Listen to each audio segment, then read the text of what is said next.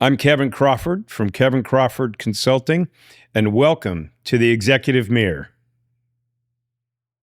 Hello, this is Kevin Crawford with Kevin Crawford Consulting, and welcome to the Executive Mirror. And we're again with Dr. Relly Nadler, and thank you for joining us once again.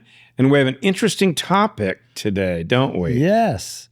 So I think we're going to talk about what pulls off leaders from their intention. Like, what are the things that are forces that are pulling them from being their best? Well, there's a whole host of them, especially in this extremely complicated world that we face. But the first thing that comes to mind for me is the expectations that others place on the executive. Whether it's from, the board, the community, subordinates, people in the C-suite, there are expectations that are often placed on the executive. Yep. And in many cases, I think those expectations are really driven by needs of those individuals. But the tragedy is that some of those executives really own that. They really accept it. They really take that on. And that is a big weight on their leadership. Yeah, that's huge, Kevin. I probably say this in every coaching training session. What is stress? It's unmet expectations. So we all have expectations, like you're saying, the CEO for themselves.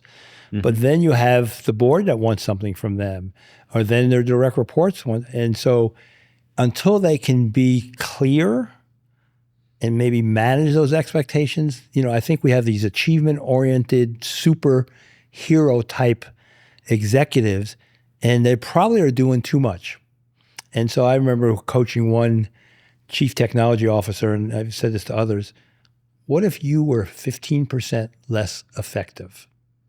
Would anybody know it? Because they've really built up, their brand and who they are, and they've done it too much. I mean, this person was working two jobs in a day. He just put in so much extra time. So what if you backed off 15%? Would anybody notice that difference? He said, no. Why don't you take that for yourself? And did it work? It did. So I'll share the story. He stopped by 6 o'clock, and this is out of, by training, I'm a psychologist, and there's a thing called ordeal therapy, and it's making the behavior aversive. If he had to work past 6 o'clock, he had to write a check for $50 to the Ku Klux Klan. Really? He never worked past 6 o'clock. Was this your suggestion to him? Well, it's part of this. I mean, so I gave it to him, but it's part of this. How do you make something more aversive? Like, well, I'm not going to do that, therefore I better do what's good for me. Interesting. So if you don't have, dare I say, the gumption to manage yourself, then commit to yourself, you're going to do something that really is against your value structure. Exactly. Interesting. I have never heard that. I think I'm going to borrow that if I can. Certainly, and you ask them, who would be the worst person to write a check to, or what group or what organization? Sure. But it's just that external motivation. Yes, you'd rather have the internal motivation, but often their motivation is do more, better, faster, like we talked about. So it did seem to work for him. I'm curious now. It's been a while since I've talked with him if how that's going. Wow. That's interesting. Well, what we try to get executives to do is to not own, and this is actually what I say, not own other people's crap. Yeah. Okay. And don't make anybody else own your crap, if you will.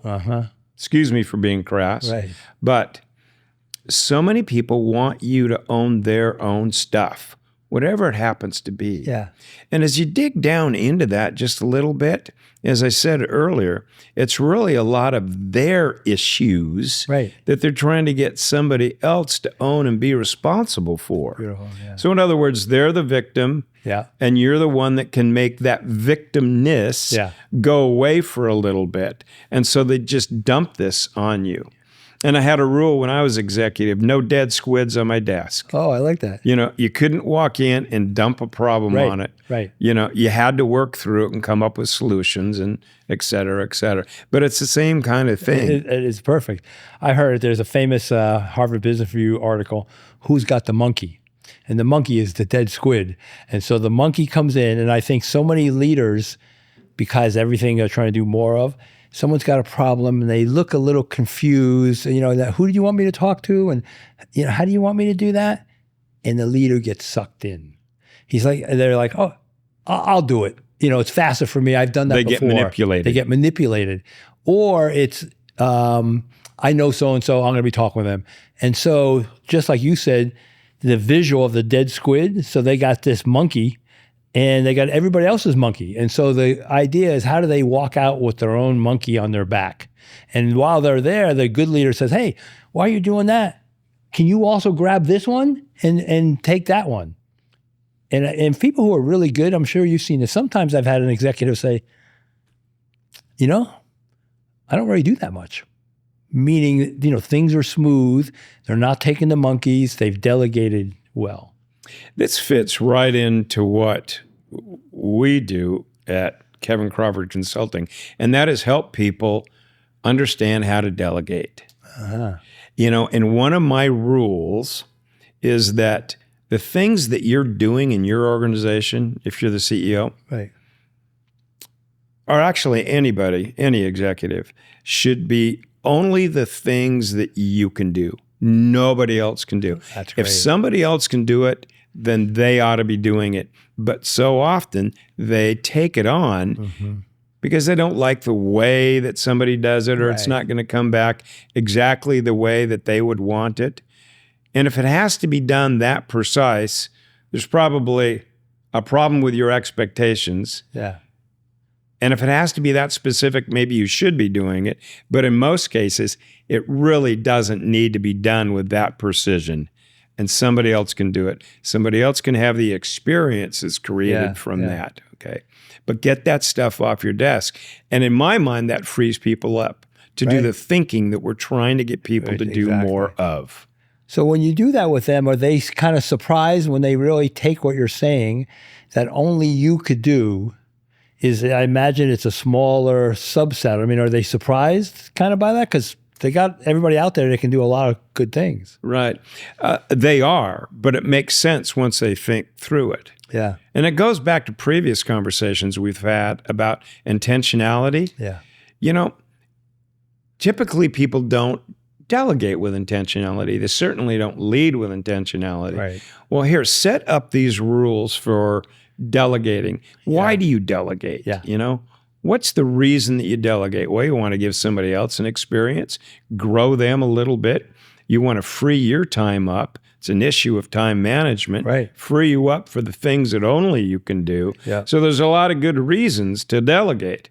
Well, then let's delegate with intentionality and then manage your expectations of the product that you're going to get back. Yeah. That's great. I mean, these are the basics that we're talking about with leadership. Delegation, giving good feedback, coaching others to develop. And when it comes to delegation, I truly always have my folks look at with their direct reports. Can you be clear about what's in the red light? Don't do X, Y, and Z until we have a conversation. So bring your consulting first. Don't do anything yet, because I want to make sure you're talking to the board, you're doing this, major things. Otherwise, it's in the green light. And really having a list on that. And so what's in the green light? What are you empowered to do? How much money can you spend? So you don't keep coming back with green light issues to the busy executive. It happens all the time. They're saying, next I did this, next I did that. And they're thinking, I don't know, they should just be doing that. Well, that wasn't a clear statement to them. And it seems as though there could actually be a category for this yellow light. Okay. And it's those things that the subordinate really wants to do and wants to exceed at, but maybe just needs a little bit more intel from the executive. Yeah. So if they stop in and they get a little bit more data or a little more information, you know, is my thinking good on this project? Yeah. Then boom, you know, we're down in that green light and we push forward. That's great. Yes. I would call that validation. So here's a paradigm shift. And I think it happens for every leader. And this will be interesting to see what you say. Someone comes to you, Kevin, and they say, hey, you got a minute? I'd like to talk to you. And you immediately think, and this is maybe the older Kevin, or now versus the newer Kevin, you immediately think, oh, you want my idea on this, right? And it feels good to be helpful, and you release dopamine. But in reality, and this is what I would ask, what percent of time do you think they really don't want your direction? They want their own idea. They really want validation for their own idea. So if you had to give it a number like 0 to 100%, then I'll tell you what most people say. You get sucked into thinking you want direction. You're the leader, the manager. But really, they just want validation like you just said. I got an idea. Can I run it by you? Oh, I couldn't even venture to guess. 50%. Okay. And so basically every time I say it, it's that and higher, 70, 80%. So when you go back to your leaders, we get sucked in, just like you said, to be the answer person. And it feels good and for all the right reasons, and you're being too helpful versus saying, well, what do you think? What's your idea? Or even have a tool where it delineates whether they want validation or direction. And I think most of the time, they already got an idea. They already thought about it more than the CEO did or the leader did, but they haven't said it in that way. Hey, I got an idea. Can I run it by you?